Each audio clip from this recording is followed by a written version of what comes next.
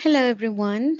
Thank you so much for joining this webinar. If anyone could raise their hand just to let me know that you can hear me, will be very helpful, please. Thank you so much. You can stop raising the hand. I can see that you can hear me, and I hope you see my screen as well. So today's webinar, how to use the HPD Builder with version 3.0. It's going to be recorded and posted on our YouTube channel. And I am Millali Marcano, Technical Manager at HPDC. And I'm going to walk you through the updates of the HPD Builder to support the HPD Open Standard 3.0 and answer any questions since it's now live and some of you might have been using it now. So what I would do is I'm going to go through the slides first, and then I'm going to the live builder and just do the demo there and answer any questions.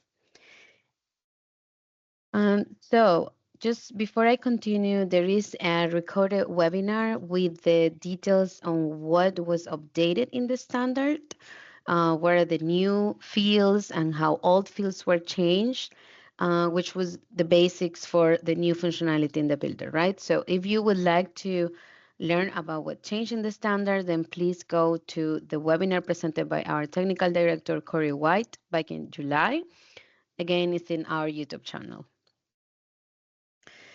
So the changes, let's start with what changed. We had a format update, a slight change in the look of the PDF format. So the radio buttons that used to exist in this area are gone now, and only the response is displayed. Some coloring also was added. And also the way to preview the HPD change, which I'm going to review last. But other than that, there were no other changes in the sections or the way they looked. There was a location change for this data, screening date, publish date, expiry date, prepared, and when the HPD is verified, then the verifier and the verifier code. It's now displaying at the top. This was with the intention to easy the format changes when the data entered in the sections here was too long. And I will show you that with the live demo. So other than that, the rest of the format stayed the same. As per updated fields, in this section, we have product types. So we changed the options for selecting product types and aligned with an industry standard, Athena. So there are like product types for all the categories now. Before we had some product type options for certain categories. Now there are product types that represent all product categories.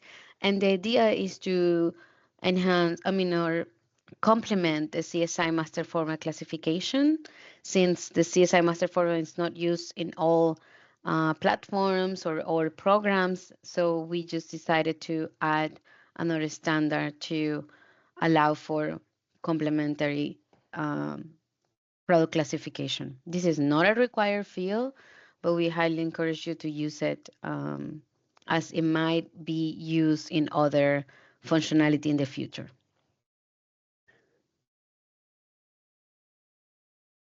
Another new field is the product SKU field, and this is a place where manufacturers can enter all the SKU numbers that are represented by the HPD.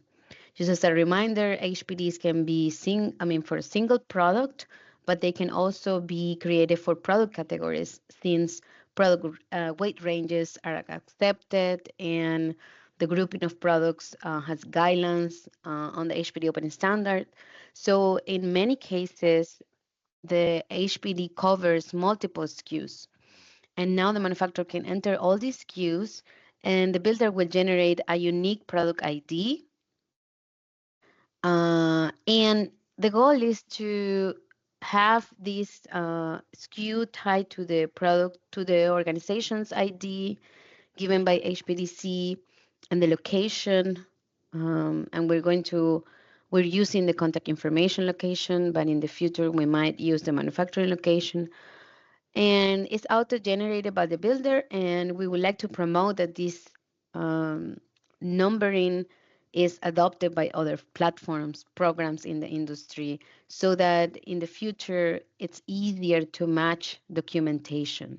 For example, you can have an EPD and you can have an HPD and you can have a declare label, and the naming of these uh, documents are different because the grouping is different. But if there is a way to identify the SKUs that are represented in these documents, then it's easier to match what goes in what. So which EPD is for is the same HPD, and then also declare label and any other documents or declarations that can be generated by the manufacturer. This is not required either now with the standard. Highly encourage that you use it, but it's not required in the standard. So just an option there. The way they displayed in the PDF is if there are, I mean, we're not displaying many like this. I just want to show you how they look. So it has the code of the country that was indicated in the contact information, the code of the company in the builder and in the repository, and then the SKU. And if there are like 3 SKUs, then they will show here in this field. Here at the top, there is a new field that displays. But if there are many SKUs, which is the case in many cases, then they will display in the general notes section. And I will show you that in the live demo as well. We also included screening by EC number now.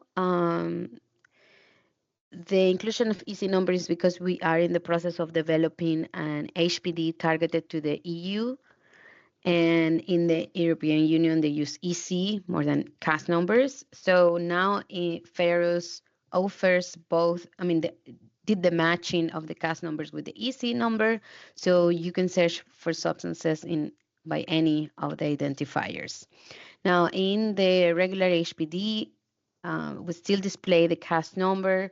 At the beginning of the release, the first weeks of the release of the 3.0 builder, there was kind of an issue where the EC number was displaying in the substance entry, but that's no longer happening, and it was actually a mistake. So the EC number is to be displayed only in the EU HPD, not in the regular HPD. But the search works for both. So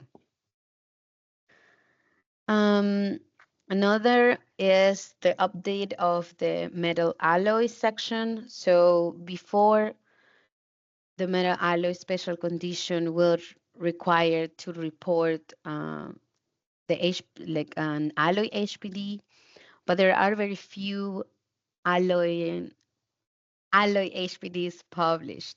So now we're giving the option to the user to report the metal alloy by elements, which could be done before through substances.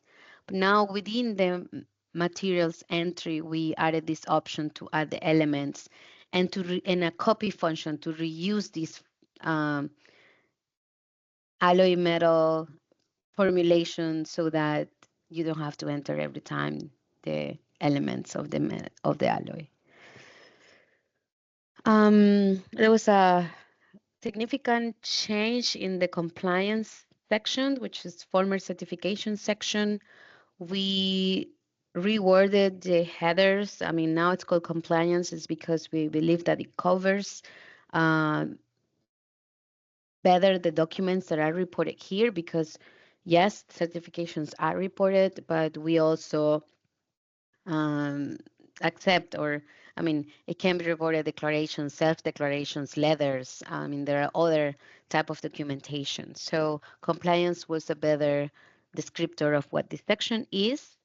And in addition, we added more options in the search to include certifications that support the efforts that HPDC Social Equity TSG is working on, such as JOST, B Corp, Fair Trade.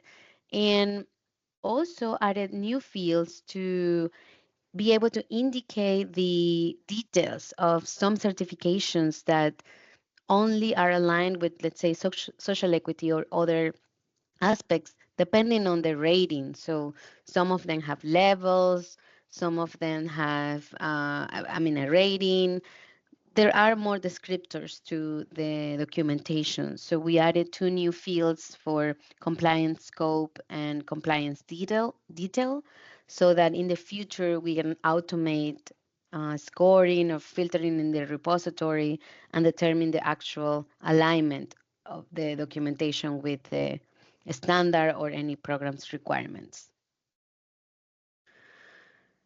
So the other which we actually introduced earlier, we released before this release, we released the PFAS attestation option in the builder, and we modified it some months later to allow manufacturers to screen any cast number and determine whether the cast number is listed on the PFAS list for GSPI since GSPI precautionary list. So it was kind of a different steps development for the PFAS attestation, and it was certainly included in the standard as part of the standard, and we just included in the 3.0.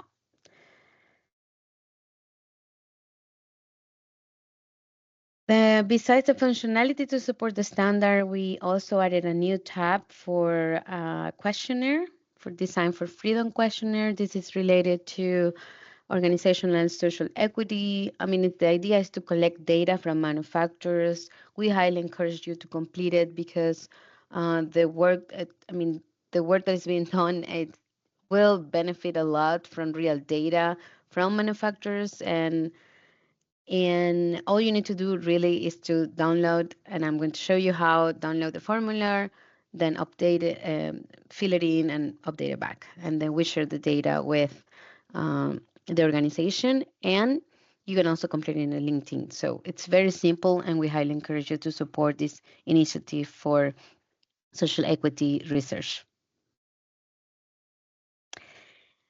Another change that was not intended, but it had to happen because we changed the way the PDF is generated. The way it was generated before, the technology for to do it was not really supported anymore. So there had to be like a revamp for a redesign of the way the PDF is generated so that we could keep the PDF creation of the HPD, and the preview had to change because of this. So now you can preview anytime. Instead of having a tab in the browser or download it, you will get this screen. And there is the option to download it as a PDF, but now it's required that the HPD is complete. So you can preview at any time. You can take screenshots if you need to review a section. Sorry. But if you would like to download a draft for internal review to send it to your clients, to whoever needs to review it and approve it, then you need to complete all sections and then be able to download the draft to circulate it. I'm going to stop and then go to the live demo. 1 second. First, I'm going to see if there are any questions or comments. Last time okay, no. Okay, I'm going to read the questions really quick because I want to clarify them in the demo. The addition SKU. So great addition to the SKU. Can you also link my name or just SKU? For now, it's just the SKU. But you can always add the product names in the general notes. It's encouraged that you add all product names in the general notes. And now even more because the SKUs will be in the general notes when there are many. So you can add the names there as well. It's very helpful to users to see all the names. Can consultants use the HPD Builder to serve manufacturers, or the tool is only open to manufacturers? No. Yes, consultants can access the builder. Actually, consultants don't have to pay to access the builder because it's the manufacturer who pays for the account. So your client can get access to the builder and pay for tokens on membership and grant the consultant access to work on their HPDs. We have a program for consultants, third-party verification to verify HPDs, and approved preparer. If you want to move forward to become a approved preparer and participate in the program, that's an option too. But even if you're not a preparer, you can perfectly have an account in the builder, and your builder account will be locked, and it's okay because the consultant doesn't have to publish HPDs, but you will be able to access manufacturers' accounts and work on them. Okay, so I don't see other questions. I'm going to continue with the live demo then. Great. So this is the dashboard for the builder. There was an update in the homepage, but I'm logged in and I can show you. Well, you can see if you haven't looked in. So we updated the homepage with links to the Quick Start Manufacturer Quick Start training. Here we are working on moving all the content for the training to a new platform. It's going to take, let's say, I don't know, maybe a month. So for now, we still have the old platform, but we are working on moving the content to a new platform. And of course, we'll have outdated content. But for now, you can go to Manufacturer Quick Start training to get an intro on how to start with HPDs and how to enter data in the builder. And it has information about the standard, what has changed in this new version, a link to the support portal for questions, and just general information about the builder. When you click login, then you access to the builder. And now I'm going to go and just log in as a normal user. Okay, so you access the builder and you will see a dashboard. When the builder is locked, then you won't see the options to add products. You will see the message where it's being asked that you buy tokens or pay for membership.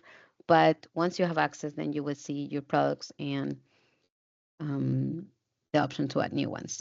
So if you have previously created HPDs, you will see this button to upgrade to 3.0. And all you need to do is click upgrade, and then a draft for the 3.0 HPD will be displayed. If the preview HPD is published, you will see the yellow cross here to withdraw the HPD from the repository. And I highly recommend that you withdraw it before you publish before you upgrade to 3.0. Because otherwise the old HPD will remain in the repository and you won't have a way to unpublish it from the builder. We can do it manually for you, but unless it's going to take you like months to publish the new version, I recommend that you unpublish the old version before you upgrade. So once you have upgraded, you can access the HPD and then just access the old data. It's going to be there exactly the same. And you just need to change anything for the new version, if something in the product formulation change, or just complete data on the new fields, maybe add metal alloys in a different way, and then republish the version. Compared to other standard releases, this 3.0 didn't have a lot of changes that will make the upgrading slower. Okay, so you have access to the builder. You can see here the product types. It's the same look. It's just it has way more options. Then here is where the SKUs are added. You just need to add one SKU per line. I just added random numbers. If you repeat a SKU, then it will let you, it will tell you, so it won't let you repeat. It'll tell you there is a duplicate, and it will tell you which one is duplicated. So in case you have many, you know that that's there. Here on the top, you can see the link to the questionnaire. Let's start with that. And here you just, you can participate on LinkedIn. So you can click and go to LinkedIn and participate there. And also learn more about Grace Farms, who is the organization responsible for the questionnaire. Or you can just download the PDF, fill it in, and then upload it again. And then here you will see the formulas that have been completed for your company.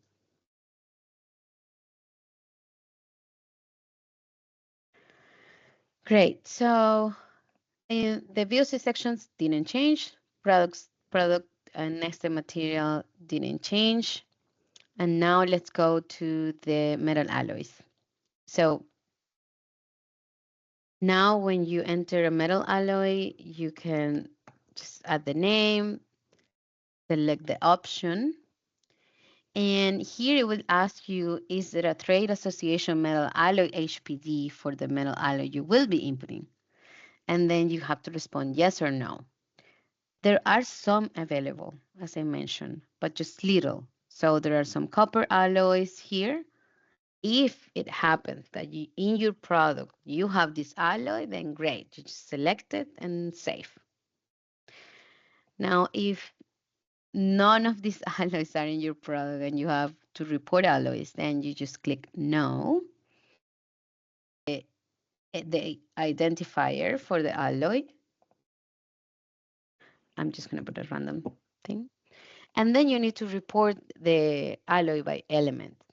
So the percentage of iron, of any other metal, and then you put the whole formulation. So as an example, if I select aluminum, then I just add the minimum and the maximum if there is a range. If it's exact percentage, you just add the percent in the minimum, and then choose whether it's an alloy element, an impurity, or a residual. Now, what we added, besides being able to report the formulation here, is that now you can copy from other products. So I have here another product, metal frame, and I already did the work of adding the substances, the elements for my alloy. So here I'm saying this is my alloy, it's made out of iron and aluminum, and I don't want to do it again, so I copy and say I want to copy this alloy to my new HPD. And then I go back to my HPD, open the record, go to the alloy, and here I can, okay, let me enter. I'm going to say no.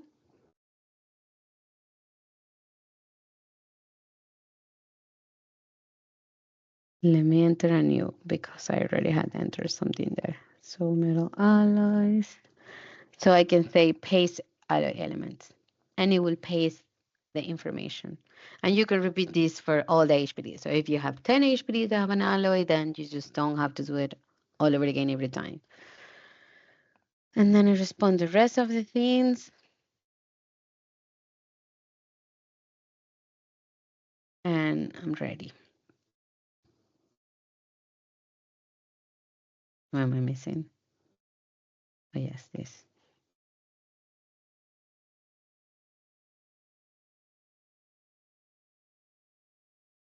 Great. Okay, so this also changed on how it is placed in the HPD. Before, the alloy will be reported as a nested material or just as part of the formulation. Now you will see the elements reported within the alloy and along with the information about the weight, the CAS number, the green screen score for the element, and it's reporting also the additional listings because it's required in the special condition policy that the additional listings are reported. The hazard information for the element is shown in the builder, but it's not reported in the PDF because it's not relevant to the special condition, only the additional listings. Okay. Okay, so the other changes, the compliance section. So here you can see the change in the wording and the compliance, the additional fields. So you can indicate more, there are more options for the type of documentation. It can be third-party verified or self-declared before, but now there is an option for pledge or membership. Because sometimes if an organization has a membership with a program, then it means that it's committed to another thing. So it's not necessarily a certificate or a level, but it indicates something. So membership, and so you can select other options. You can also indicate the scope, because before there are certifications that are only for one part of the product or one phase of the supply chain, or it's just for the product or the whole company. So now you can add details about that. And then for the details are the levels of certain certifications. In this case, we have cradle to cradle, just options, and in different areas. And that way, again, the idea is to have as much specific data as possible, because in the future, we would like to create filters or maybe scoring for social equity. There is so much work that's coming regarding social equity, and of course, everything starts with data. The rest of the fields are pretty much the same. We just changed the name of certification for compliance. Okay, so besides that, I want to show you how it looks when you can download. So it's going to show green because it's ready, and then you can click download and you will get the PDF. Okay. But if it's not ready, you will just see the black icon. Maybe this one will show that. Yeah, so it's a gray, and it tells you record most past compliance status to download a PDF. So pretty much it has to be ready to get published. Yes, I mean, PFAS we can review, but as I said, this was there already. Nothing major change. No, actually, nothing changed for the new recent release. But the latest addition was the option to screen the cast numbers here and just see if, I mean, if your substance is listed in the GSPI 6 classes PFAS precautionary list. So, and then you can continue with the attestation.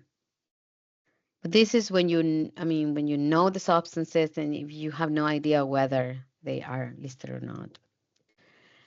Okay, I'm going to stop because I went through all the updates. Let me see if there are any questions.